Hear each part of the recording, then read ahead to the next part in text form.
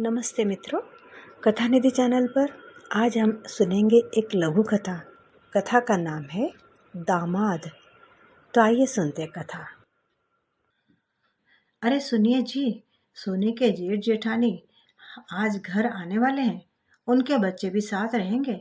शाम 4 बजे का आने का बोला है। बाहर से कुछ अच्छा सा नाश्ता ले आइएगा, लेकिन समोसे कचौरी मत लाइएगा। बड़े लोग हैं, किसी बड़े रेस्टोरेंट से chilli paneer, paneer tikka, garlic bread, हरा भरा कबाब ले आइएगा। और मीठे में ब्राउनी और आइसक्रीम रख देंगे, ठीक रहेगा ना। और अगर ज़्यादा समय बैठेंगे तो रात के खाने का भी पूछ लेंगे। फटाफट पराठे, पनीर की सब्जी और रायता बना दूंगी। आते आते पनीर भी लेते आइएगा। सरोज ने अपने पति दिनेश से कहा। इतना कुछ? कम से कम 1500 से 2000 के बीच का खर्चा हो जाएगा। फिर तुम कहोगी सोनी के जेठ जेठानी पहली बार आए हैं, हाथ में भारी लिफाफा तो देना ही पड़ेगा, दिनेश ने कहा। दिनेश का मकान बनवाने, दोनों बेटियों की शादी और बेटी की पढ़ाई में बैंक बैलेंस काफी कम हो चुका था। हाँ तो बेटी के जेठ जेठानी है, उसके ससुराल में मान सम्मान के लिए इतना तो करना ही पड़ेगा।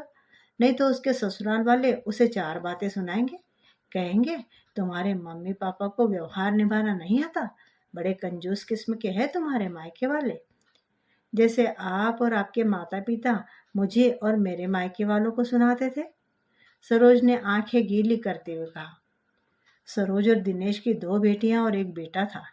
दिनेश को हमेशा से ही बेटे की चाहत थी, पर सरोज ने एक के बाद एक 2 बेटियों का जन्म दे दिया।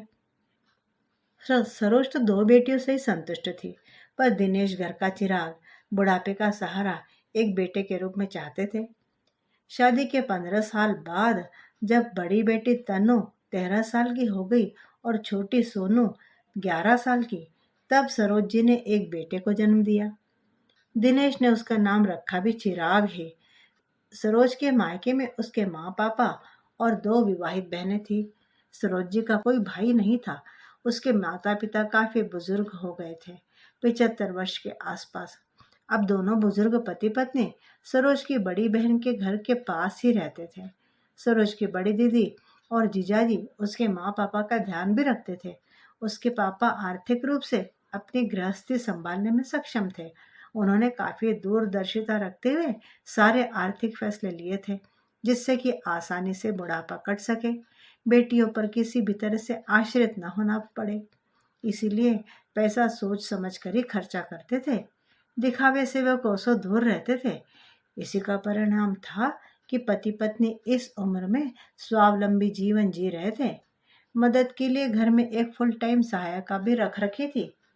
सरोज के माता पिता को दोनों दामाद अच्छे मिले थे, सिवाय सरोज के पति दिनेश के। दिनेश इतने वर्षों में भी अपने सास ससुर का बेटा न बन सका था, बस दामाद ही बनकर रहा था। कभी उसके माता पिता का हाल चाल न पूछता। फिर समय समय में लेन देन को लेकर सरोज को काफी कुछ सुनाता भी रहता था। हमेशा सरोज से कहता रहता था, तुम्हारे माँ बाप को तो लेन देन की समझ ही नहीं है। हर बार लिफाफे में 1000-2000 पकड़ा देते हैं मुझे। हमें मान से प्यार से बुलाते हैं, यह काफी नहीं है क्या? सीमित आय वाली नौकरी से 3-3 बेटियों की उन्होंने शादी की है।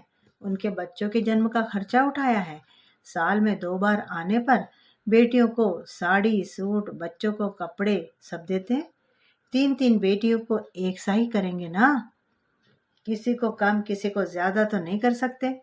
फिर उन्हें अपने भविष्य का भी तो सोचना होता है। उनका कोई बेटा तो है नहीं जो बुढ़ापे में उनकी सेवा करेगा या देखभाल या आर्थिक जिम्मेदारी उठाएगा। सरोज कहती। अपने पति और ससुराल वालों के बुरे व्यवहार से सरोज बहुत आहत होती। सामने बोलने से क्लेश होता। घर में शांति बनाए रखने के लिए उसने चुप्पी साध ली। सोनी के जेठ जेठानी एक मित्र की शादी समारोह में सरोज के शहर ही आए थे। जेठ जेठानी उनके दोनों बच्चे सरोज से मिलने उनके घर आए। 4 बजे आने का समय दिया था, मगर वो लोग 5:30 बजे आए। औपचारिक बातचीत के बाद सरोज ने सारा नाश्ता टेबल पर सजा दिया। सब ने बड़ा स्वाद लेकर खाने का आनंद उठाया। इस सब में रात के 7 बज गए। अब आप लोग खाना खाकर ही जाइएगा, सरोज ने आग्रह करते हुए कहा। नहीं नहीं आंटी जी, नाश्ते से ही पेट भर गया है, अब खाना नहीं खाया जाएगा। अगली बार आएंगे ना तो खाना खाकर ही जाएंगे जरूर, सोनी की जेठानी बोली। 4 बजे आने का कहा था, इसीलिए सरोज ने नाश्ते का प्रबंध किया था। अब इतने जल्दी रात का खाना तो नहीं खाया जाएगा, यह सोचकर उन्होंने नाश्ता ही मंगाया था। दूसरे दिन सोनी का फोन आया दिनेश को। पापा, मेरे जेठ जेठानी ने मेरी बेइज्जती कर दी। मेरे जेठ जी कह रहे थे कि तुम्हारे मम्मी पापा को जरा भी रिश्तेदारी निभानी नहीं आती है, हमें खाना तक खिलाकर नहीं भेजा। पर बेटी, मैं खुद बड़े रेस्टोरेंट से महंगा नाश्ता पैक करा कर लाया था। 1500-1700 रुपए तो नाश्ते आइसक्रीम में लग गए। जेठ जी को चांदी का सिक्का दिया, जेठानी को साड़ी, दोनों बच्चों को 500-500 रुपए दिए सो अलग, और रात के खाने के लिए तो उन्होंने ही सामने से मना कर दिया था। अब हम क्या कर सकते थे? दिनेश ने कहा। दिनेश जी ने सारी बातें सरोज को बताई और कहा, कैसे सोनी के जेठ जेठानी इतना करने के बाद भी संतुष्ट नहीं हुए? नाश्ते में इतना खर्चा करने के बदले पूरी सब्जी खिला देते तो सही रहता। खैर, जिनको मीन मेख निकालने की आदत होती है वो कभी भी संतुष्ट नहीं होते, दिनेश ने कहा। यह बात तो आपने बिल्कुल सही कहा, हम कितना भी कर ले पर कुछ लोग कभी संतुष्ट नहीं होते हैं। आपको याद है जब आप शादी के बाद पहली बार मेरे मायके पे आए थे, तब मेरी माँ ने तरह तरह के पकवान आपके लिए बनाए थे। पापा शहर के दूसरे छोर पर जाकर प्रसिद्ध मिठाई की दुकान से मिठाई और नमकीन लेकर आए थे। पूरा थाल देखकर ऐसा लग रहा था मानो राजा महाराजा के लिए सजाया गया हो। हमारे होटल में खाने का चलन नहीं था। माँ को दामाद को अपने हाथ का बना खाना खिलाकर संतुष्टि मिलती थी। मनोहार कर कर के खिलाया था माँ ने आपको, पर आप इतने आवभगत से कहाँ संतुष्ट हुए थे? आपने कहा था दामाद को घर का खाना खिला दिया, बढ़िया से होटल ले जाना चाहिए था। इस बात को लेकर आपने कितना कुछ सुनाया था हमें, सरोज ने कहा। दिनेश को कुछ कुछ याद आ गया। उसके अंदर अहम की भावना इतनी थी कि मैं तो दामाद हूं, मेरा सम्मान सब करे, पर मैं किसी का क्यों करूं?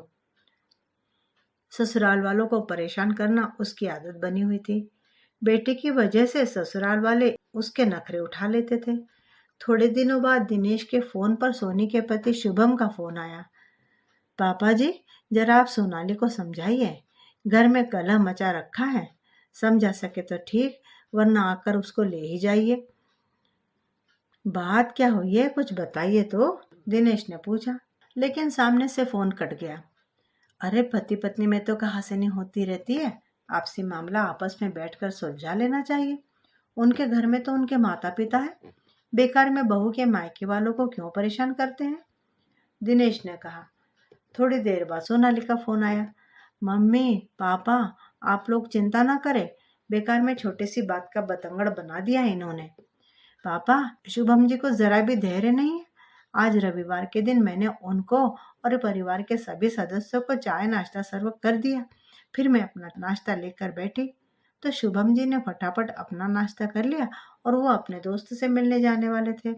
शुभम को अपनी गाड़ी की चाबी ना मिल रही थी। उन्होंने ठीक से जगह पर देखा भी नहीं और मुझे आवाज लगाने लगे, जबकि उन्हें किसी बात की जल्दबाजी थी नहीं। मैंने कहा, आप जगह पर अच्छे से ढूंढिए, बस मैं 2 मिनट में आई, मेरी चाय ठंडी हो रही है। उनका इतना भी धैर्य नहीं कि कोई कुछ खा पी रहा हो तब उसे टोक कर अपने काम में नहीं लगाते। वह चाबी ढूंढने के बजाय गुस्से में चिल्लाने लगे मुझ पर, मेरे सामने जुबान चलाती हो? अभी तुम्हारे पापा को फोन लगाता हूँ। और मेरे लाख मना करने के बावजूद उन्होंने आपको ही फोन लगा दिया। हर बात में मेरा घर करते रहते हैं।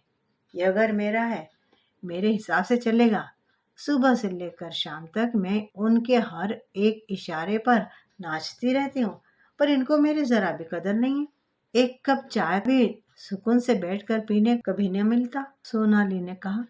तब सरोज ने दिनेश से कहा, कुछ याद आया कि नहीं? इसी तरह आप भी हर छोटी छोटी बात पर मेरे मायके फोन लगा दिया करते थे। हमारे बीच तो अगले दिन सुलह हो जाती थी, पर मेरे माँ पापा कई कई दिनों तक परेशान रहा करते थे। कि ना जाने बेटी किस हाल में रहेगी। सरोज ने याद दिलाया। दिनेश की बोलती बंद हो चुकी थी। उन्होंने सामने कुछ बोलना मुनासिब नहीं समझा। कुछ दिनों के बाद सरोज की तबीयत अचानक खराब हो गई। उसे अचानक काम करते करते चक्कर आने लग गए। डॉक्टर ने कई टेस्ट करवाने को कहा। टेस्ट की रिपोर्ट आने पर पता चला कि उसका हीमोग्लोबिन बहुत कम हो गया है और लो ब्लड प्रेशर की समस्या तो उसे है ही।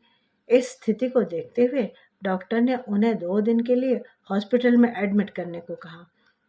सरोज को अस्पताल में एडमिट कर दिया गया। छोटे बेटे की 10वीं की बोर्ड एग्जाम चल रही थी। खबर लगते ही इस मुश्किल घड़ी में बड़ी बेटी दामाद आ गए। बेटी ने घर संभाल लिया और दामाद अस्पताल में दिनेश का सहारा बना। दोनों बेटियों के अलावा और किसी रिश्तेदार को इस बात की खबर नहीं की गई। छोटी बेटी सोनी अपनी माँ को देखने आई, लेकिन अगले ही दिन उसके ससुराल से फोन आने लगा।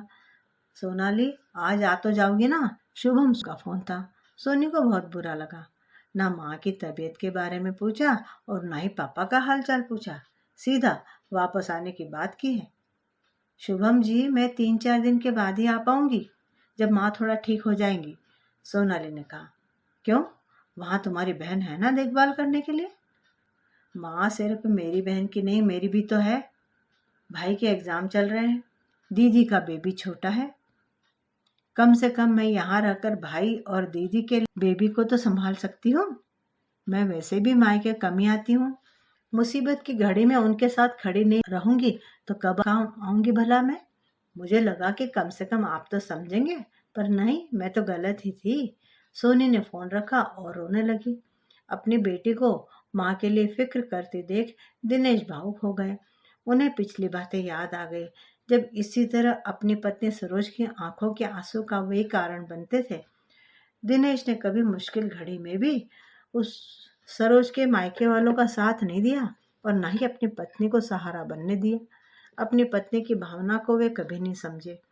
कितना तड़पती होगी वह अपने माँ बाप के लिए। हमेशा कहता, अपने माँ बाप का मोह छोड़ दो। कैसे मोह छोड़ दो भला? कोई छोड़ सकता है? फूट फूट कर अपनी बेटी को रोते देखकर दिनेश की आंखें भी गीली हो गई। 2 दिन के बाद सरोज को अस्पताल से छुट्टी मिल गई। घर आते ही सरोज ने बेटियों से कहा, तुम्हारे पापा कुछ मुझे बदले बदले से नजर आ रहे हैं, क्या कोई बात हुई है? वो नजरें चुरा चुरा के घूम रहे, मुझ पर चिल्ला भी नहीं रहे, एकदम शांत से हो गए हैं। दिनेश ने सोनाली से कहा, अब तुम्हारी माँ ठीक है, तुम्हें अपने ससुराल चले जाना चाहिए, यहाँ सब एडजस्ट हो जाएगा। तुम्हारे जीजाजी कल अपने घर जा रहे हैं, तो तुम उनके साथ ही चले जाओ ससुराल। वैसे भी तुम्हारी दीदी तो कुछ दिन रुकने ही वाली है। भारी मन के साथ सोनाली अपने ससुराल चली गई। सबके जाने के बाद दिनेश ने सरोज से कहा, अपने कुछ कपड़े बैग में पैक करो, हमें तुम्हारे माँ बाबूजी के घर जाना है। यूं अचानक कोई अनहोनी हो गई है क्या? सरोज को डर सताने लगा, क्योंकि उसके माता पिता जीवन के अंतिम पड़ाव में जो थे। नहीं नहीं, ऐसी कोई बात नहीं है, मुझे कुछ हिसाब किताब क्लियर करना है, दिनेश ने कहा। पति पत्नी सरोज के बुजुर्ग माता पिता से मिलने गए। इतने सालों बाद दामाद को देखकर सरोज के माता पिता के आश्चर्य की सीमा न रही। दिनेश ने हाथ जोड़ते हुए कहा, मैं यहाँ आपसे माफी मांगने आया हूँ। मैंने कभी आप लोगों को सम्मान नहीं दिया, हमेशा किसी न किसी रूप में आपका अपमान ही किया है। इसी कर्म के फलस्वरूप आज मेरा भी मेरे दामाद द्वारा अपमान किया जाता है। मेरी बच्ची भी अपने पति द्वारा प्रताड़ित की जाती है। मेरी पत्नी ने तो मेरे माता पिता को अपने माता पिता मान लिया था, पर मैं अहंकार की वजह से सिर्फ दामादी बनकर रह गया आपका, कभी आपका बेटा न बन सका। हो सके तो मुझे माफ कर दीजिए। दिनेश अपने व्यवहार पर पश्चाताप करते हुए बोला। सरोज के माता पिता संतोष के साथ मुस्कुरा पड़े। दोस्तों, समय बदल गया है। लड़के ससुराल में बिल्कुल घर की तरह रहते हैं, लेकिन अभी भी कहीं ना कहीं इस बात का अपवाद देखने को मिल ही जाता है। अपना दामादपन दिखाने से बाज नहीं आने वाले भी लोग अभी हैं। अगर अपने परिवार, अपनी पत्नी को खुश देखना चाहते हैं तो ससुराल वालों के साथ उनके परिवार का सदस्य बन के रहें। यह ठीक भी है ना? कमेंट करके ज़रूर बताइएगा। मिलती हूँ फिर से। बढ़िया सी कहानी के साथ। और हाँ, अगर मेरे चैनल पे नए हो तो चैनल को सब्सक्राइब ज़रूर कर लेना।